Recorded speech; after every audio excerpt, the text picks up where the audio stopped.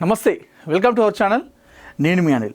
కాకినాడ జిల్లా తుని మండలం సిహెచ్ ఆగ్రహారంలో తప్పిపోయినటువంటి చిన్నారి జాహ్నవికి ఈరోజు ఎగ్జాక్ట్గా 50 రోజులు కావస్తా ఉంది. ఎస్, చిన్నారి జాహ్నవి తప్పిపోయి నేటికి 50 రోజులు. 50 రోజులుగా ఇప్పటికి కూడా చిన్నారి ఆచూకీ లభించలేదు. కనీసం ఆనవాళ్ళు కూడా లభించలేదు. చిన్నారి జాహ్నవి పరిస్థితి ఏంటి అసలు? కొన్ని పదుల సంఖ్యలో టీములు వర్క్ చేసినాయి. అక్కడ ప్రభుత్వం అన్ని రకాలుగా సహకారం అందించింది. పోలీస్ శాఖ, అగ్నిమాపక శాఖ, అటవీ శాఖ, ఎస్డిఆర్ఎఫ్, ఎన్డీఆర్ఎఫ్, హనుమాన్ టీం ఇట్లా ఎన్నో పనిచేసినాయి అక్కడ పాప ఆచూకీ కోసం. లభించలేదు. నిజంగా వాస్తవానికి పాప గురించి సంబంధించినటువంటి ఆచూకీ విషయంలో పోలీసులకి అన్ని దారులు మూసుకుపోయినాయని చెప్పుకోవాలి. ఎస్, పోలీసులు చేతులు ఎత్తేసారు. పోలీసులు ఈ పాప విషయంలో చేతులు ఎత్తేయడం జరిగింది. అంటే వాళ్ళు తప్పుపడట్లేదు, వాళ్ళు చేయాల్సిన పని మొత్తం చేశారు. వాళ్ళు ఏం చేయాలో అన్ని రకాలుగా చేసారు పాపం. కానీ ఈ పాప విషయంలో నాకు తెలిసి ఇది ఈ మధ్యకాలంలో ఇట్లాంటి మిస్టేక్ నాకు తెలిసి మనం చూడలేదు. చాలా అరుదు ఇట్లాంటివి.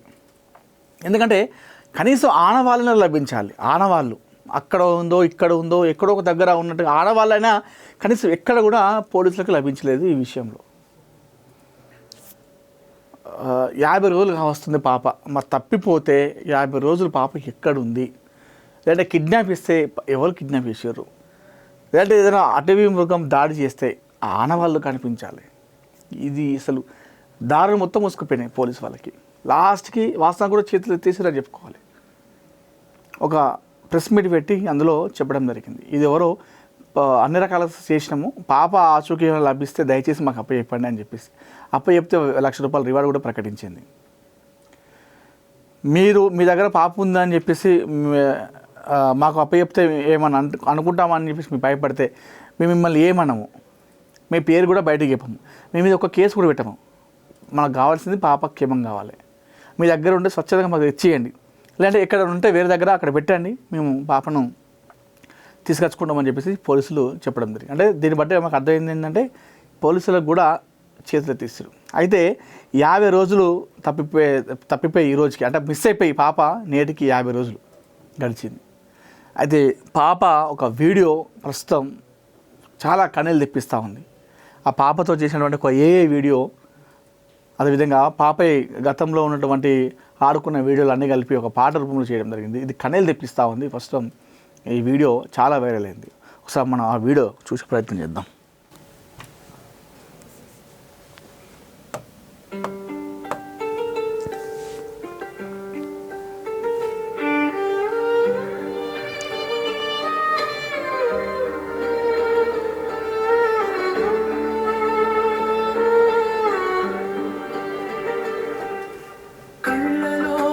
చూస్తే నిన్ను గుండె కరిగిపోదా, కళ్ళలోకి చూస్తే నిన్ను గుండె కరిగిపోదా, చిన్ని తల్లి జ్ఞానేశ్వరి నువ్వు ఎక్కడున్నావమ్మా, అమ్మాయి చేపు చూసి గుండె ఆగిపోదా, నాన్న పిలుపు వినపడలేదా, నువ్వు త్వరగా రావాలమ్మా, తుని తోట దీపమమ్మా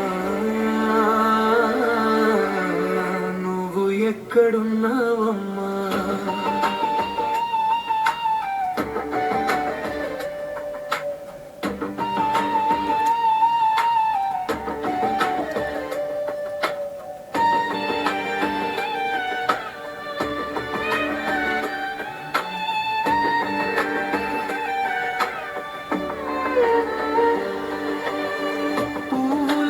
నీ నువ్వు దూరమైన వేళ గుడిలో ఉన్న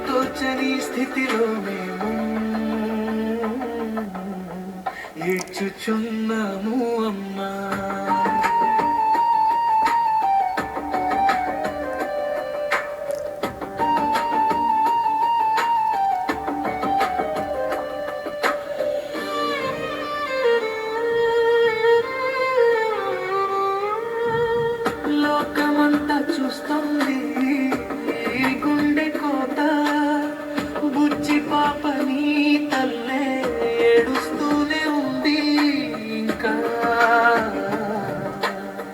నువ్వు నడిచిన అడుగులు గుండెలోనే ఉన్నాయమ్మా నువ్వు త్వరగా వచ్చేస్తే మా ప్రాణాలే వస్తాయమ్మా జానీశ్వరి త్వరగా రావా అమ్మోడిలోకి రావాలమ్మా